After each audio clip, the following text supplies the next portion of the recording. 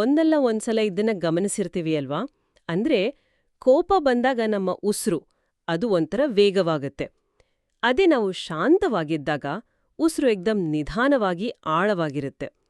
ಅಂದ್ರೆ ನಮ್ಮ ಉಸಿರಾಟಕ್ಕೂ ನಮ್ಮ ಮನಸ್ಸಿನ ಸ್ಥಿತಿಗೂ ಏನೋ ಒಂದು ಆಳವಾದ ಸಂಬಂಧ ಇದೆ ಅನ್ನೋದು ಸ್ಪಷ್ಟ.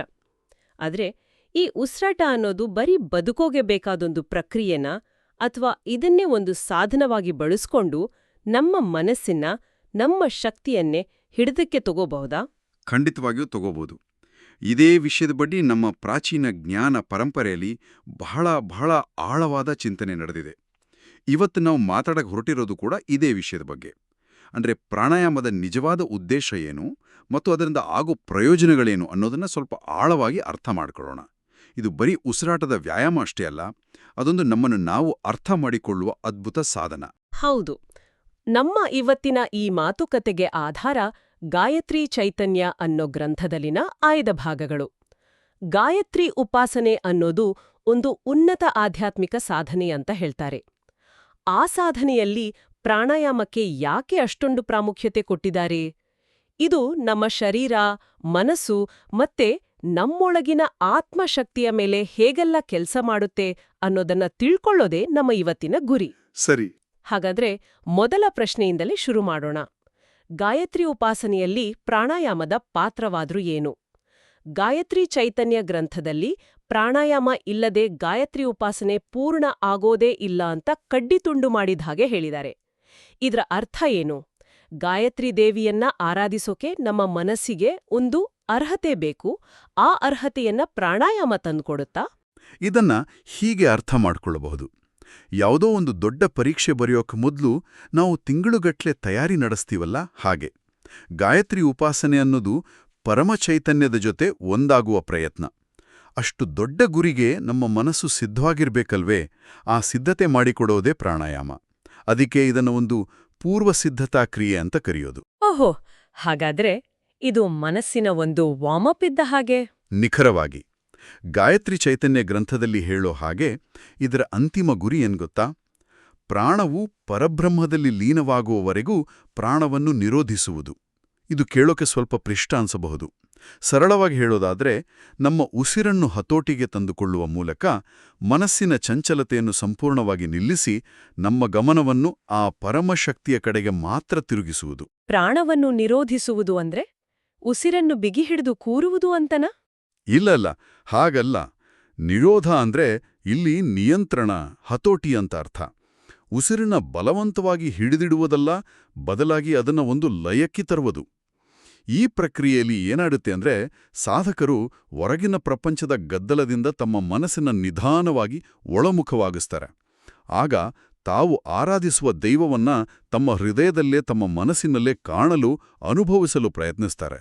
ಹೀಗೆ ಮನಸ್ಸನ್ನ ಹೊರಗಿನಿಂದ ಒಳಗೆ ತಿರುಗಿಸೋಕೆ ಬೇಕಾದ ಸ್ಥಿರತೆ ಮತ್ತು ಏಕಾಗ್ರತೆಯನ್ನು ಕೊಡುವುದೇ ಪ್ರಾಣಾಯಾಮದ ಮೊದಲ ಕೆಲಸ. ಅದ್ಭುತ. ಅಂದ್ರೆ ಮನಸ್ಸನ್ನು ಮೊದಲು ಸಿದ್ಧಗೊಳಿಸಬೇಕು.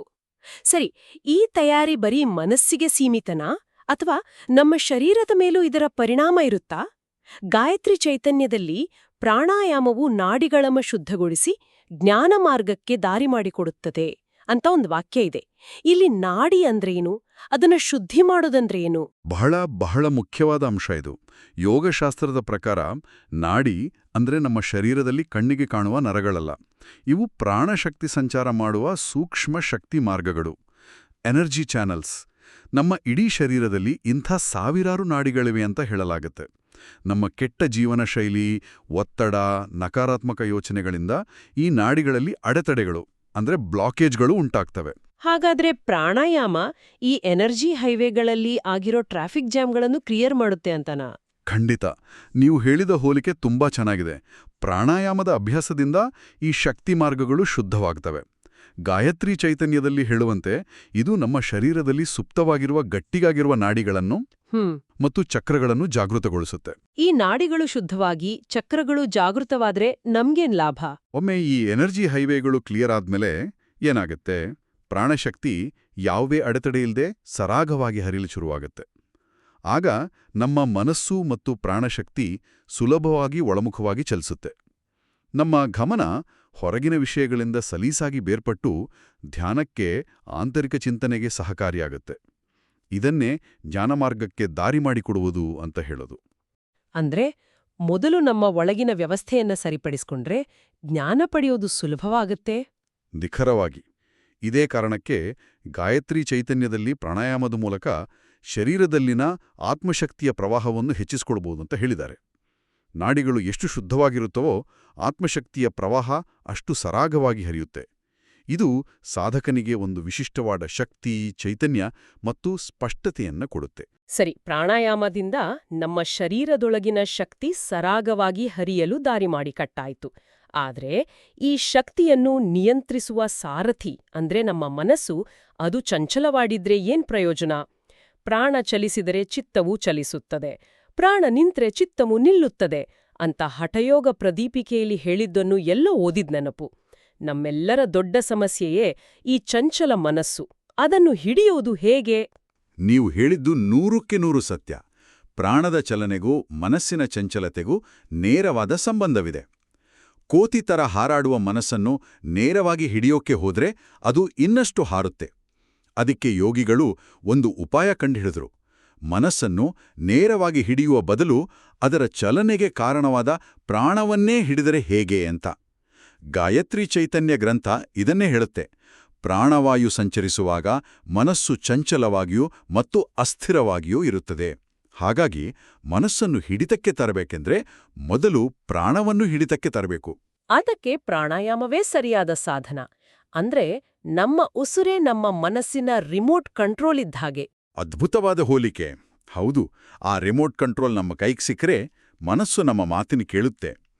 ಪ್ರಾಣಾಯಾಮದ ಮೂಲಕ ನಾವು ಚಂಚಲ ಮನಸ್ಸನ್ನು ನಿಗ್ರಹಿಸಿ ಜ್ಞಾನವನ್ನು ಪಡೆಯಲು ಬೇಕಾದ ಸ್ಥಿರತೆಯನ್ನು ಸಂಪಾದಿಸಬಹುದು. ಗಾಯತ್ರಿ ಚೈತನ್ಯದಲ್ಲಿ ಒಂದು ಸುಂದರವಾದ ರೂಪಕ ಇದೆ. ನಮ್ಮೊಳಗಿನ ಜ್ಞಾನ ಒಂದು ದೊಡ್ಡ ಭಂಡಾರದ ಹಾಗೆ. ಅದಕ್ಕೊಂದು ಬೀಗ ಹಾಕಿದೆ. ಆ ಬೀಗದ ಕೈ ಯಾವುದು ಗೊತ್ತಾ? ಮನಸ್ಸಿನ ಏಕಾಗ್ರತೆ. ನಿಖರವಾಗಿ. ಆ ಏಕಾಗ್ರತೆ ಅನ್ನೋ ಬೀಗದ ಕೈಯನ್ನು ನಮಗೆ ಮಾಡಿಕೊಡುವುದೇ ಪ್ರಾಣಾಯಾಮ. ನೀವು ಹೇಳಿದ ಹಾಗೆ ಪ್ರಾಣ ನಿಂತ್ರೆ ಮನಸ್ಸೂ ನಿಲ್ತದೆ ಅನ್ನೋದು ಕೇಳೋದಕ್ಕೆ ಸರಳವಾಗಿದೆ. ಆದ್ರೆ ನಮ್ಮಂತಹ ಸಾಮಾನ್ಯರಿಗೆ ಇದು ಸಾಧ್ಯವೇ? ಇದು ಕೇವಲ ಉನ್ನತ ಯೋಗಿಗಳಿಗೆ ಮಾತ್ರ ಸೀಮಿತವಾದ ಸ್ಥಿತಿಯೇ? ಇದು ತುಂಬಾ ಪ್ರಾಯೋಗಿಕವಾದ ಪ್ರಶ್ನೆ. ಮನಸ್ಸು ನಿಲ್ಲುವುದು ಅಂದ್ರೆ ಯೋಚನೆಗಳೇ ಇಲ್ಲದ ಸ್ಥಿತಿ ಅಂತ ತಕ್ಷಣ ಅಂದ್ಕೊಳ್ಬೇಕಿಲ್ಲ. ಆರಂಭದಲ್ಲಿ ಯೋಚನೆಗಳ ಅಬ್ಬರವನ್ನು ಕಮ್ಮಿ ಮಾಡೋದು. ದಿನಕ್ಕೆ 5 ನಿಮಿಷವಾದರೂ ಪ್ರಾಣಾಯಾಮದ ಅಭ್ಯಾಸ ಮಾಡಿದ್ರೆ ಯೋಚನೆಗಳ ನಡುವಿನ ಅಂತರ ಹೆಚ್ಚಾಗುವುದನ್ನು ನಾವೇ ಗಮನಿಸಬಹುದು. ಮನಸ್ಸು ಸ್ವಲ್ಪ ಶಾಂತವಾಗುತ್ತೆ. ಗಾಯತ್ರಿ ಚೈತನ್ಯದಲ್ಲಿ ಇನ್ನೊಂದು ಮಾತು ಹೇಳಿದ್ದಾರೆ, ಪ್ರಾಣಾಯಾಮದಿಂದ ಶರೀರವನ್ನು ಹದಗೊಳಿಸಬೇಕು ಅಂತ. ಹೀಗೆ ಮಾಡುವುದರಿಂದ ನಮ್ಮ ಶರೀರ ಮತ್ತು ಮನಸ್ಸು ಎರಡಕ್ಕೂ ಒಂದು ಸೂಕ್ಷ್ಮವಾದ ಗ್ರಹಣ ಶಕ್ತಿ ಬರುತ್ತೆ. ನಮ್ಮ ಇಂದ್ರಿಯಗಳು ಸಾಮಾನ್ಯ ಸ್ಥಿತಿಯಲ್ಲಿ ಗ್ರಹಿಸಲಾಗದ ಸೂಕ್ಷ್ಮ ವಿಷಯಗಳನ್ನು ಗ್ರಹಿಸುವ ಸಾಮರ್ಥ್ಯ ಪಡೆಯುತ್ತವೆ. ಇದರಿಂದ ಮನಃಶಕ್ತಿ ಸಹಜವಾಗಿಯೇ ಪ್ರಬಲವಾಗುತ್ತೆ. ಇದುವರೆಗಿನ ಚರ್ಚೆಯಿಂದ ಪ್ರಾಣಾಯಾಮ ಯಾಕೆ ಬೇಕು, ಅದು ನಮ್ಮ ಶರೀರ ಮನಸ್ಸುಗಳ ಮೇಲೆ ಹೇಗೆ ಕೆಲಸ ಮಾಡುತ್ತೆ ಅನ್ನೋದು ಸ್ಪಷ್ಟವಾಯಿತು. ಈಗ ನೇರವಾಗಿ ಅದರ ಪ್ರಯೋಜನಗಳ ಬಗ್ಗೆ ಮಾತಾಡೋಣ. ಗಾಯತ್ರಿ ಚೈತನ್ಯದಲ್ಲಿ ಘೇರಂಡ ಸಂಹಿತೆಯ ಒಂದು ಬಹಳ ಮುಖ್ಯವಾದ ಶ್ಲೋಕವನ್ನು ಕೊಟ್ಟಿದ್ದಾರೆ. ನಾನದನ್ನ ಓದ್ತೇನೆ. ಪ್ರಾಣಾಯಾಮಾತ್ ಖೇಚರತ್ವಂ ಪ್ರಾಣಾಯಾಮಾತ್ ರೋಗನಾಶನಂ ಪ್ರಾಣಾಯಾಮಾದ್ ಬೋಧಯೇಚ ಶಕ್ತಿಂ ಪ್ರಾಣಾಯಾಮಾನ್ ನನೋನ್ಮನಿ. ಸರಿ. ಆನಂದೋ ಜಾಯತೆ ಚಿತ್ತೇ ಪ್ರಾಣಾಯಾಮಿ ಸುಖೀ ಭವೇತ್. ಈ ಶ್ಲೋಕ ಪ್ರಾಣಾಯಾಮದಿಂದ ಸಿಗುವ ಫಲಗಳ ಒಂದು ಪಟ್ಟಿ ಕೊಟ್ಟ ಹಾಗೆ ಇದೆ. ಹೌದು, ಇದು ಪ್ರಾಣಾಯಾಮದ ಪ್ರಯೋಜನಗಳ ಒಂದು ಸಾರಾಂಶವೇ ಸರಿ. ಇದರ ಒಂದೊಂದು ಪದವನ್ನು ನಾವು ಬಿಡಿಸಿ ನೋಡೋಣ.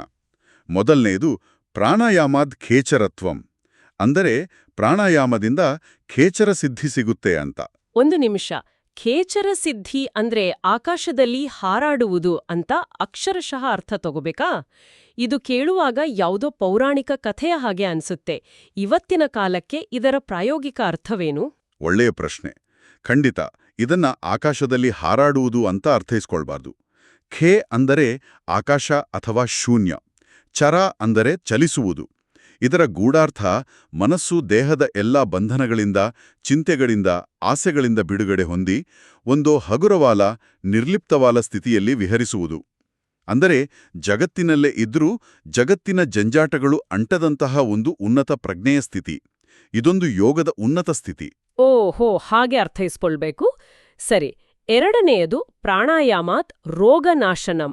ಇದು ಬಹುಶಃ ಎಲ್ಲರಿಗೂ ಸುಲಭವಾಗಿ ಅರ್ಥವಾಗುವ ಮತ್ತು ಬೇಪಾಗಿರುವ ಪ್ರಯೋಜನ. ಖಂಡಿತ, ಪ್ರಾಣಾಯಾಮದಿಂದ ರೋಗಗಳು ನಾಶವಾಗುತ್ತವೆ. ಇಂದಿನ ವಿಜ್ಞಾನದ ಪ್ರಕಾರ ನಮ್ಮ ಹೆಚ್ಚಿನ ರೋಗಗಳಿಗೆ ಮೂಲ ಕಾರಣ ಒತ್ತಡ.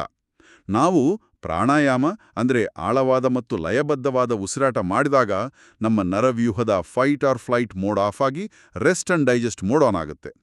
ಇದೇ ನಮ್ಮ ಶರೀರದ ಹೀಲಿಂಗ್ ಪ್ರಕ್ರಿಯೆಯನ್ನು ಚುರುಕುಗೊಳಿಸುತ್ತೆ, ರೋಗನಿರೋಧಕ ಶಕ್ತಿಯನ್ನು ಹೆಚ್ಚಿಸುತ್ತೆ. ಸಾವಿರಾರು ವರ್ಷಗಳ ಹಿಂದೆಯೇ ನಮ್ಮ ಋಷಿಗಳು ಇದನ್ನೇ ರೋಗನಾಶನ ಅಂತ ಕರೆದರು. ಇದು ಅದ್ಭುತವಾದ ಸಂಪರ್ಕ. ಮುಂದಿನದು ಪ್ರಾಣಾಯಾಮಾತ್ ಬೋಧಯೇ ಚ ಶಕ್ತಿಂ. ಪ್ರಾಣಾಯಾಮವು ಶಕ್ತಿಯನ್ನು ಜಾಗೃತಗೊಳಿಸುತ್ತದೆ. ಗಾಯತ್ರಿ ಚೈತನ್ಯ ಗ್ರಂಥದ ಪ್ರಕಾರ ಇಲ್ಲಿ ಶಕ್ತಿ ಎಂದರೆ ಕುಂಡಲಿನಿ ಶಕ್ತಿ. ಈ ಕುಂಡಲಿನಿ ಶಕ್ತಿ ಎಂದರೇನು? ಸರಳವಾಗಿ ಹೇಳೋದಾದ್ರೆ, ಕುಂಡಲಿನಿ ಶಕ್ತಿ ಅನ್ನೋದು ನಮ್ಮೆಲ್ಲರಲ್ಲೂ ಇರುವ ಸುಪ್ತ ಚೈತನ್ಯ, ನಮ್ಮ ಒಳಗಿನ ಅಪಾರವಾದ ಶಕ್ತಿ. ಅದು ಸಾಮಾನ್ಯವಾಗಿ ನಿದ್ರಾವಸ್ಥೆಯಲ್ಲಿರುತ್ತೆ. ಪ್ರಾಣಾಯಾಮದಂತಹ ಸಾಧನೆಗಳಿಂದ ಈ ಶಕ್ತಿಯನ್ನು ಜಾಗೃತಗೊಳಿಸಿ ಊರ್ಧ್ವಮುಖವಾಗಿ ಅಂದ್ರೆ ನಮ್ಮ ಉನ್ನತ ಪ್ರಜ್ಞೆಯ ಕಡೆಗೆ ಹರಿಸ್ಬೋದು. ಇದು ನಮ್ಮ ಸಂಪೂರ್ಣ ಸಾಮರ್ಥ್ಯವನ್ನು ಅನ್ಲಾಕ್ ಮಾಡಿದಾಗೆ. ವಾವ್! ಮುಂದಿನ ಸಾಲು, ಆನಂದೋ ಜಾಯತೆ ಚಿತ್ತೆ. ಚಿತ್ತದಲ್ಲಿ ಆನಂದ ಹುಟ್ಟುತ್ತದೆ. ಇದು ನಾವು ದಿನನಿತ್ಯ ಅನುಭವಿಸುವ ಸುಖ, ಸಂತೋಷಕ್ಕಿಂತ ಬೇರೆನಾ? ಹೌದು, ಖಂಡಿತ ಬೇರೆ. ನಾವು ಅನುಭವಿಸುವ ಸಂತೋಷ ಸಾಮಾನ್ಯವಾಗಿ ಹೊರಗಿನ ವಸ್ತು ಅಥವಾ ವ್ಯಕ್ತಿಗಳ ಮೇಲೆ ಅವಲಂಬಿತವಾಗಿರುತ್ತದೆ. ಐಸ್ ಕ್ರೀಮ್ ತಿಂದ್ರೆ ಸಂತೋಷ, ಸಿನಿಮಾ ನೋಡಿದ್ರೆ ಸಂತೋಷ, ಅದು ಹೋದ ಮೇಲೆ ಸಂತೋಷವೂ ಹೋಗುತ್ತೆ. ಆದರೆ ಇಲ್ಲಿ ಹೇಳ್ತಿರುವ ಆನಂದ ಒಳಗಿನಿಂದಲೇ ಹುಟ್ಟುವುದು. ಮನಸ್ಸು ಸ್ಥಿರವಾಗಿ ಶುದ್ಧವಾದಾಗ ಯಾವುದೇ ಬಾಹ್ಯ ಕಾರಣವಿಲ್ಲದೆ ಉಂಟಾಗುವ ಒಂದು ಆಳವಾದ ಸ್ಥಿರವಾದ ಸಂತೃಪ್ತಿಯ ಸ್ಥಿತಿ ಇದು. ಮತ್ತು ಕೊನೆಯದಾಗಿ, ಪ್ರಾಣಾಯಾಮಿ ಸುಖೀ ಭವೇತ್. ಪ್ರಾಣಾಯಾಮ ಮಾಡುವವನು ಯಾವಾಗಲೂ ಸುಖಿಯಾಗಿರ್ತಾನೆ. ಇದು ಅದೇ ಆಂತರಿಕ ಸುಖದ ಶಾಶ್ವತ ಸ್ಥಿತಿಯನ್ನು ಸೂಚಿಸುತ್ತೆ. ಈ ಶ್ಲೋಕದ ವಿವರಣೆ ನಿಜಕ್ಕೂ ಪ್ರಾಣಾಯಾಮದ ಬಗ್ಗೆ ಇದ್ದ ಕಲ್ಪನೆಯನ್ನೇ ಬದಲಾಯಿಸುತ್ತೆ. ಗಾಯತ್ರಿ ಚೈತನ್ಯ ಗ್ರಂಥದಲ್ಲಿ ಇವುಗಳಲ್ಲದೆ ಇನ್ನೂ ಕೆಲವು ಇಂಟ್ರೆಸ್ಟಿಂಗ್ ಪ್ರಯೋಜನಗಳನ್ನು ಪಟ್ಟಿ ಮಾಡಿದ್ದಾರೆ. ಉದಾಹರಣೆಗೆ, ಪ್ರಾಣಾಯಾಮದಿಂದ ಸಕಾರಾತ್ಮಕ ಚಿಂತನೆ ಹೆಚ್ಚುತ್ತೆ ಅಂತ. ಹೌದು, ಅದು ಸಹಜವಾದ ಪರಿಣಾಮ. ಮನಸ್ಸು ಶಾಂತವಾದಾಗ ನಕಾರಾತ್ಮಕ ಯೋಚನೆಗಳ ಮೋಡ ತಾನಾಗಿಯೇ ಚದರಿ ಹೋಗುತ್ತೆ. ಮನಸ್ಸಿನಲ್ಲಿ ಸ್ಪಷ್ಟತೆ ಬಂದಾಗ ಯೋಚನಾ ಲಹರಿಯೇ ಸಕಾರಾತ್ಮಕವಾಗುತ್ತೆ. ಇನ್ನೊಂದು ಕುತೂಹಲಕಾರಿ ಅಂಶ, ಸಾಧಕರಲ್ಲಿ ಸೃಜನಾತ್ಮಕತೆ ಅಂದ್ರೆ ಕ್ರಿಯೇಟಿವಿಟಿ ಗಮನಾರ್ಹವಾಗಿ ವೃದ್ಧಿಸುತ್ತೆ ಅಂತ ಹೇಳಿದ್ದಾರೆ. ಏಕಾಗ್ರತೆಗೂ ಕ್ರಿಯೇಟಿವಿಟಿಗೂ ಏನ್ ಸಂಬಂಧ? ನೇರವಾದ ಸಂಬಂಧವಿದೆ. ಚದುರಿದ ಮನಸ್ಸು ಸೂರ್ಯನ ಬೆಳಕಿನ ಹಾಗೆ ಎಲ್ಲೆಡೆ ಹರಡಿರುತ್ತೆ. ಅದಕ್ಕೆ ಹೆಚ್ಚು ಶಕ್ತಿ ಇರೋಲ್ಲ. ಆದರೆ ಪ್ರಾಣಾಯಾಮದಿಂದ ಏಕಾಗ್ರವಾದ ಮನಸ್ಸು ಭೂತಗನ್ನಡಿದಿಂದ ಒಂದೇ ಕಡೆಗೆ ಕೇಂದ್ರೀಕರಿಸಿದ ಬೆಳಕಿನ ಹಾಗೆ. ಅದಕ್ಕೆ ಏನನ್ನಾದರೂ ಸುಡುವ ಶಕ್ತಿ ಬರುತ್ತೆ. ಇಲ್ಲಿ ಆ ಶಕ್ತಿ ಹೊಸ ಆಲೋಚನೆಗಳನ್ನು, ಹೊಸ ಪರಿಹಾರಗಳನ್ನು, ಕಲಾತ್ಮಕ ಸ್ಫೂರ್ತಿಯನ್ನು ಹುಟ್ಟುಹಾಕುತ್ತೆ. ನಮ್ಮ ಮನಸ್ಸು ಗದ್ದಲದಿಂದ ಮುಕ್ತವಾದಾಗ ಆಳದಲ್ಲಿರುವ ಸೃಜನಶೀಲತೆಗೆ ದಾರಿ ಸಿಕ್ಕಂತಾಗುತ್ತೆ. ಮತ್ತು ಕೊನೆಯದಾಗಿ, ಕುಸಂಸ್ಕಾರಗಳು ಮತ್ತು ಕುಭಾವನೆಗಳು ಅಂದ್ರೆ ನಮ್ಮ ಕೆಟ್ಟ ಅಭ್ಯಾಸಗಳು ಮತ್ತು ನಕಾರಾತ್ಮಕ ಭಾವನೆಗಳು ನಾಶವಾಗುತ್ತವೆ ಅಂತಾನೂ ಹೇಳಿದ್ದಾರೆ. ಇದು ಹೇಗೆ ಸಾಧ್ಯ? ಇದು ಪ್ರಾಣಾಯಾಮದ ಶುದ್ಧೀಕರಣ ಕ್ರಿಯೆಯ ಒಂದು ಪ್ರಮುಖ ಭಾಗ. ನಮ್ಮ ಮನಸ್ಸಿನಲ್ಲಿ ಆಳವಾಗಿ ಬೇರೂರಿರುವ ಅದೆಷ್ಟೋ ನಕಾರಾತ್ಮಕ ಸಂಸ್ಕಾರಗಳು ಅಂದ್ರೆ ಕೋಪ, ಅಸೂಯೆ, ಭಯ ಇವೆಲ್ಲವೂ ನಮ್ಮ ಪ್ರಾಣಶಕ್ತಿಯ ಹರಿವಿಗೆ ಅಡ್ಡಿಯಾಗಿರ್ತವೆ. ಪ್ರಾಣಾಯಾಮದಿಂದ ನಾಡಿಗಳು ಶುದ್ಧವಾಗಿ ಪ್ರಾಣಶಕ್ತಿ ಸರಾಗವಾಗಿ ಹರಿಯಲು ಶುರುವಾದಾಗ ಈ ನಕಾರಾತ್ಮಕ ಭಾವನೆಗಳು ಮತ್ತು ಸಂಸ್ಕಾರಗಳು ತಮ್ಮ ಶಕ್ತಿಯನ್ನು ಕಳೆದುಕೊಂಡು ತಾವಾಗಿಯೇ ದುರ್ಬಲಗೊಂಡು ನಾಶವಾಗ್ತವೆ. ಇದು ಒಂದು ರೀತಿಯ ಆಂತರಿಕ ಸ್ನಾನ ಮಾಡಿದ ಹಾಗೆ. ಒಟ್ಟಾರೆಯಾಗಿ ಈ ಮಾತುಕತೆಯಿಂದ ಒಂದು ವಿಷಯ ಸ್ಪಷ್ಟವಾಯಿತು. ಪ್ರಾಣಾಯಾಮ ಅನ್ನೋದು ಕೇವಲ ಶ್ವಾಸಕೋಶಕ್ಕೆ ಮಾಡುವ ವ್ಯಾಯಾಮವಷ್ಟೇ ಅಲ್ಲ, ಅದು ನಮ್ಮ ಶರೀರದ ಒಳಗಿನ ಶಕ್ತಿ ಮಾರ್ಗಗಳನ್ನು ಶುದ್ಧೀಕರಿಸಿ, ಚಂಚಲ ಮನಸ್ಸನ್ನು ಸ್ಥಿರಗೊಳಿಸಿ, ನಮ್ಮೊಳಗೆ ಅಡಗಿರುವ ಅಗಾಧವಾದ ಶಕ್ತಿಯನ್ನು ಜಾಗೃತಗೊಳಿಸುವ ಒಂದು ಸಮಗ್ರವಾದ ಪ್ರಕ್ರಿಯೆ. ಹೌದು, ಮತ್ತು ಈ ಎಲ್ಲಾ ಸಿದ್ಧತೆಗಳ ಮೂಲಕ ಅದು ಗಾಯತ್ರಿ ಉಪಾಸನೆಯಂತಹ ಉನ್ನತ ಆಧ್ಯಾತ್ಮಿಕ ಸಾಧನೆಗೆ ನಮ್ಮನ್ನು ಸಂಪೂರ್ಣವಾಗಿ ಸಿದ್ಧಪಡಿಸುತ್ತೆ. ಗಾಯತ್ರಿ ಚೈತನ್ಯ ಗ್ರಂಥದ ಆರಂಭದಲ್ಲಿ ಪ್ರಾಣಾಯಾಮವಿಲ್ಲದೆ ಗಾಯತ್ರಿ ಉಪಾಸನೆ ಸಿದ್ಧಿಸೋದಿಲ್ಲ ಅಂತ ಹೇಳಿದ್ದರ ಹಿಂದಿನ ಆಳವಾದ ಅರ್ಥವೇ ಇದು. ಅದು ಅರ್ಹತೆಯನ್ನು ಸೃಷ್ಟಿಸುತ್ತೆ. ನಮ್ಮ ಇವತ್ತಿನ ಈ ವಿಶ್ಲೇಷಣೆಯಿಂದ ಉಸಿರನ್ನು ನಿಯಂತ್ರಿಸುವ ಮೂಲಕ ಮನಸ್ಸನ್ನು ಮತ್ತು ನಮ್ಮ ಜೀವನವನ್ನೇ ನಿಯಂತ್ರಿಸಬಹುದು ಅನ್ನೋ ಒಂದು ಪ್ರಬಲವಾದ ಆಲೋಚನೆ ಸಿಕ್ಕಿದೆ. ಇದು ಕೇಳುಗರಲ್ಲಿ ಒಂದು ಪ್ರಶ್ನೆಯನ್ನು ಹುಟ್ಟಾಕ್ಬೋದು. ನಮ್ಮ ದೈನಂದಿನ ಜೀವನದಲ್ಲಿ ನಮ್ಮ ಮನಸ್ಸಿನ ಸ್ಥಿತಿಗೂ ನಮ್ಮ ಉಸಿರಾಟದ ಮಾದರಿಗೂ ಇರುವ ಸಂಬಂಧವನ್ನ ನಾವ್ ಎಷ್ಟು ಬಾರಿ ಗಮನಿಸ್ತೇವೆ? ಟ್ರಾಫಿಕ್ನಲ್ಲಿ ಸಿಕ್ಕಿಹಾಕೊಂಡು ಕೋಪ ಬಂದಾಗ ಅಥವಾ ಯಾವುದೋ ಕೆಲ್ಸದ ಬಗ್ಗೆ ಆತಂಕವಾದಾಗ ನಮ್ಮ ಉಸಿರಾಟ ಹೇಗಿರುತ್ತೆ? ಬಹುಶಃ ಕೇವಲ ನಮ್ಮ ಉಸಿರಾಟದ ಬಗ್ಗೆ ಅರಿವು ಮೂಡಿಸಿಕೊಳ್ಳೋದೇ ಈ ಪ್ರಾಚೀನ ಗ್ರಂಥಗಳು ವಿವರಿಸುವ ಆಳವಾದ ಸ್ಥಿರತೆ ಮತ್ತು ಸ್ಪಷ್ಟತೆಯೆಡೆಗಿನ ನಮ್ಮ ಮೊದಲ ಹೆಜ್ಜೆ ಆಗಿರ್ಬೋದೇ?